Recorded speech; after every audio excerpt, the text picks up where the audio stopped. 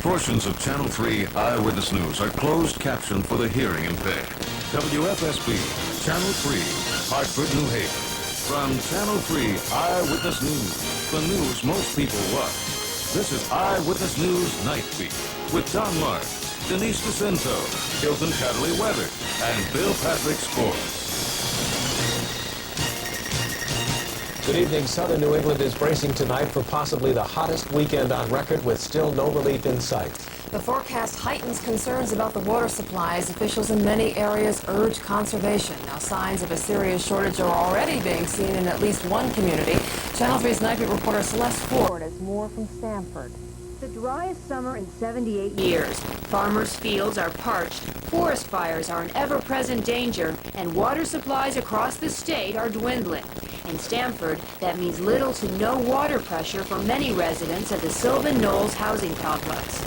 You know, I'm a superintendent here, and I've had numerous, I'm talking about 100 complaints, and the people are really getting nasty about it. They're really getting, restless, and they feel that something should be done. David Berkovic says the dry weather has left 145 families in Section 2 of the complex with very little water pressure and even less patience. Boy, it's hard. It's real hard. Bucketing up the water just to give the kids a shower it's a chore. It's makes life kind of difficult for us.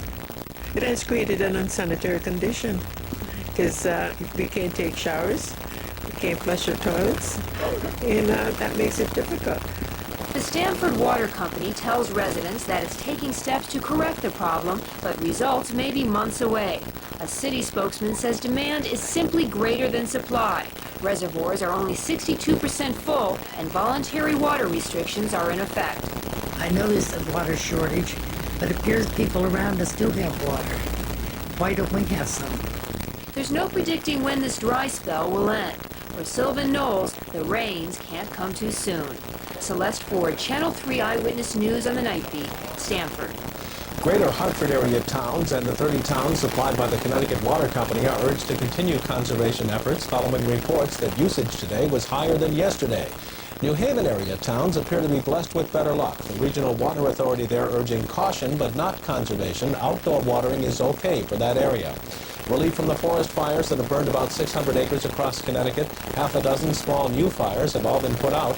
Another in Cornwall and 2 in Hamden, listed as active earlier today, are now downgraded to the cleanup and monitoring stage. Denise? The searing heat is beginning to take its toll on Connecticut crops. Fields are parched and many plants are withering in the deepening drought. This corn crop in Avon may be lost if it doesn't rain soon. Farmers can irrigate, but they're paying the price. The Woodford family farm in Avon is spending about $500 a day to water their fields. And if they tried to pass along the cost, farmers say the customers just wouldn't buy. Connecticut's heat wave is also compromising the more conventional ways of cooling off. Falling water levels mean a climbing bacteria count at area lakes. Rafting and canoeing on the rivers now loses a lot of appeal. Channel 3's Ginny Musanti finds discomfort replacing recreation. Because the kids are, well, especially here, especially in August, you can tell that they catch more throat and ear diseases. So that might come a little bit early this year. There was never a time since I've been on the river for 12 or 14 years or whatever. It's never been this low. The hot spell is also hurting Connecticut's most ambitious industry, summer tourism. Denise? Southern New England endured record heat today, and the weekend is shaping up to be the hottest ever. Hilton joins us now with the scorching details. Hilton? Denise, if everything works out like we think it will, we could well either challenge or surpass record heat this weekend. The heat wave in the eastern part of the United States, 100-degree plus temperatures, is intensifying and expanding eastward. Records reached all the way into New England today with 97 degrees at Bradley International Airport and a whole slew of 100s to the southwest of us. Here's what we're looking at by the time Sunday gets here. More sunshine, and with the ground already baked and the air already warm, additional sunshine simply means additional heat. We'll have the complete forecast with all the details a little later. Don? Hilton, tonight in South Windham, barrels of hazardous chemicals are taken out of illegal storage. A telephone caller told authorities where to find them. NightBEAT reporter Michael Hill is on the story. It was a scary scene. Men in protective suits removing 20 containers of hazardous chemicals from a storage bin at Stock and Lock in South Windham. On Wednesday, an anonymous caller told the State Department of Environmental Protection acids and cyanides had been moved here in May. State and local officials scurried to find the chemicals. One of the concerns was in this anonymous complaint that when one or more of these barrels were removed from the manufacturing location, they were leaking. But if the acid mixes with the cyanide, then it becomes a gas chamber, and it's very fatal. A couple of whiffs of that, and it's all over. Quality Heat Treat of Willimantic owns the chemicals. On Thursday, the owner's daughter, Mary Jane Heshe of Cleveland, refused to allow the DEP to enter the storage bin. So today, the state got a court order. Heshe said the state's blowing the issue out of proportion. Lieberman theorizes Quality Heat had the chemicals moved here so it could sell its building. It cost her $66 a month to store the acids and cyanides at Stock and Lot. The state says proper disposal would have cost thousands. Lieberman says part of the investigation will focus on the company contracted to move the chemicals. One reliable source told Eyewitness News the owner of Watson's Movers and Storage confirmed that he knew what he was moving back in May, even though he doesn't have a permit to legally transport hazardous waste. When an employee of the company saw us coming, she raced to slam the door. I know somebody's here. Can you tell me how I can reach Steve Watson? A phone call to this office went unanswered as well. Meanwhile, state authorities will transport the chemicals for testing and then decide what, if any, charges will be filed and against whom. Michael Hill, Channel 3 Eyewitness News on the Night Beat. Court documents unsealed tonight accuse a key figure in the Pentagon corruption investigation of receiving bribes from 3 defense contractors, one of them Pratt & Whitney.